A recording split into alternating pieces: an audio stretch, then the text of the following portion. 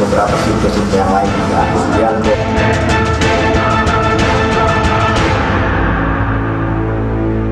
baik, kita akan lanjutkan lagi perbincangan kita. Kita ke Bang Andre terlebih dahulu. Jadi Bang Andre, Gerindra merasa aman ya, walaupun tidak ada dukungan dari PA 212? Nah, jangan bicara seperti itu, Putri.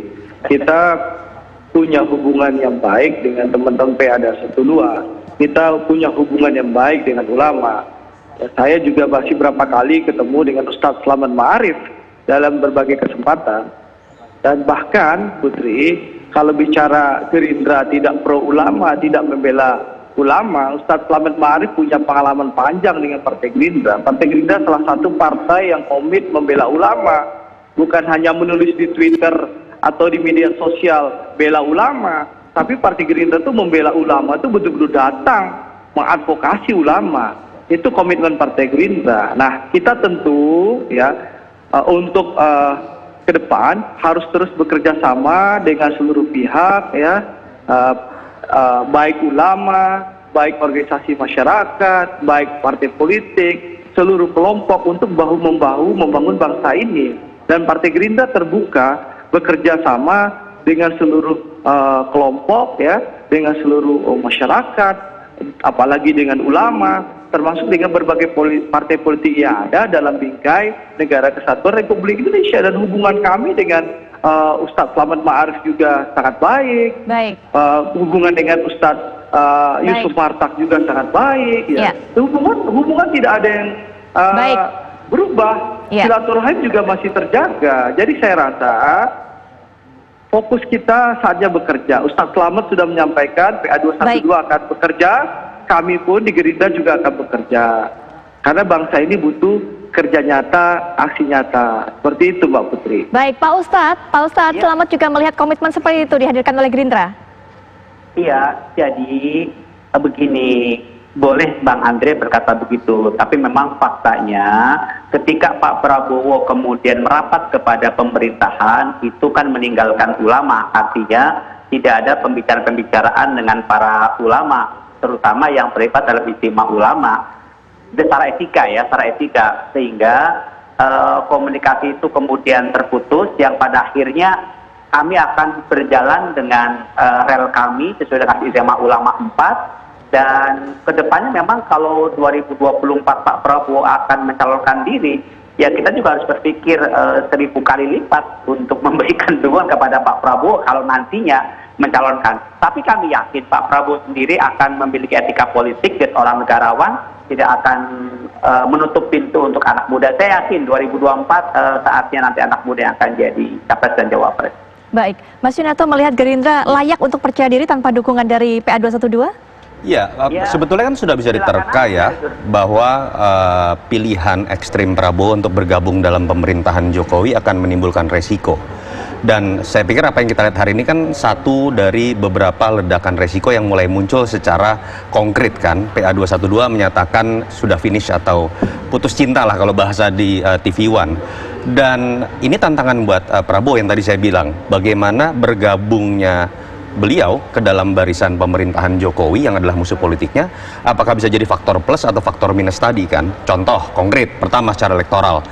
Tantangan pertama buat Prabowo adalah bisa membuktikan bahwa dengan kerjanya, bahwa dengan jaringan politik yang dibangunnya sebagai Menteri Pertahanan dan Ketua Umum Gerindra, bisa membuktikan bahwa dia tetap bisa ada di mata umat, ada di mata ulama, membuktikan bahwa misalnya pemilih yang mengatasnamakan diri umat atau misalnya ulama, itu tidak hanya sebatas ada di bawah bendera PA 212, itu pertama.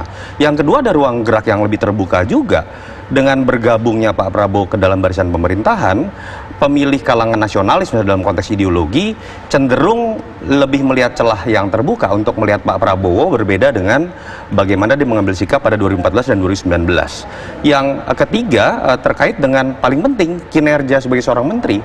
Karena terbukti, saya katakan tadi, yang terbukti menjadi presiden maju di 2004 sampai kemudian 2019 adalah sosok yang ada dalam sistem dibandingkan oposisi yang bekerja. Nah, ini masalah positioning dari Pak Prabowo untuk menerjemahkan identitasnya lebih luas dari sekedar simbolisasi anti Jokowi.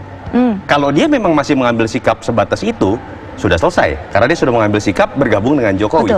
Bagaimana dia terjemahkan simbol perlawanan terhadap Jokowi yang dicerna oleh sebagian pemilihnya pada 2 pemilu itu bisa diterjemahkan secara lebih luas tadi, yang sehingga kemudian tidak kehilangan pemilih secara ideologi yang mengatasdirikan umat atau pemilih nasionalis, atau orang yang melihat ini dari sisi rasional dengan melihat kinerja beliau sebagai seorang pembantu presiden atau menteri pertahanan. Baik, Mas Adi punya pandangan tersendiri mengenai hal ini? Ya, bagi saya sederhana, dalam politik itu tidak ada kematian dan kekalahan yang abadi.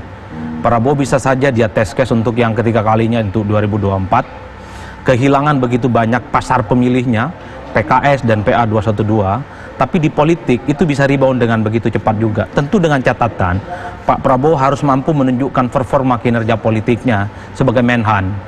Prabowo sebenarnya sering dipuji oleh Pak Jokowi sebagai menteri yang sebenarnya sukses dan total dalam menghadapi corona ini.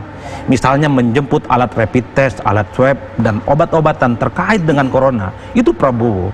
Bahkan anggaran 80% di Menhan itu dianggarkan untuk penanggulangan corona. Tapi tons dan tendangan ke publiknya itu tidak sampai. Bahkan ketika Prabowo dianggap sebagai leading sektor soal ketahanan pangan, ini soal bentuk trust presiden. Itu artinya sedikit banyak Prabowo mendapatkan posisi yang cukup positif di pemerintahan kali ini. Cuman sekali lagi, success story ini gagal disampaikan kepada publik. Prabowo seakan-akan tidak bekerja juga sebagaimana menteri lainnya. Dalam konteks itulah, kalau kerja-kerja politiknya ini bisa dikapitalisasi, ruang publik yang bisa mengganti kehadiran PA212, PKS ini akan kemudian muncul. Karena dalam politik ini kan bukan soal ulama enggak ulama, bukan soal PA12 dan enggak 12.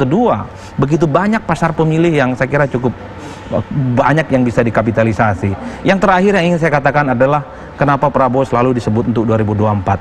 Saya merasa ada tingkat konfidensi selain dia ketua umum, selain dia punya elektabilitas, yaitu berdasarkan berbagai survei memang untuk 2024 kalangan militer ini menjadi prioritas yang diinginkan oleh publik.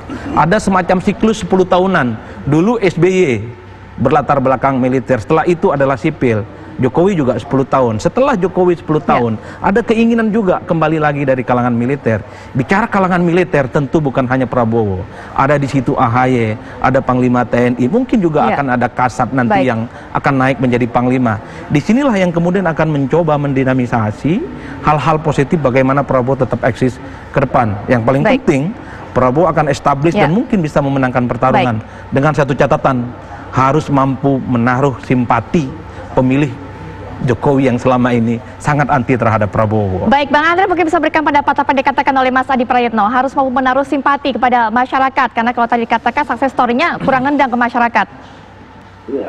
Ya memang karena kita tahu karakter Pak Prabowo yang tidak ingin membangun narasi pencitraan dan ingin menonjol. Beliau selalu beranggapan kabinet ini adalah kesebelasan. Jadi ini adalah kerja kolektif, kolegial, bersama-sama, sehingga beliau memang tidak suka terlalu menonjolkan. Tapi kalau bagi kami di Gerindra, kami memang ingin mendorong ke depan bahwa Pak Prabowo benar-benar menunjukkan kepada masyarakat kerja-kerja yang luar biasa, dan kami juga bersyukur ya Presiden juga memberikan kepercayaan luar biasa kepada Pak Prabowo sebagai Ketua Lumbung Pangan Nasional ini.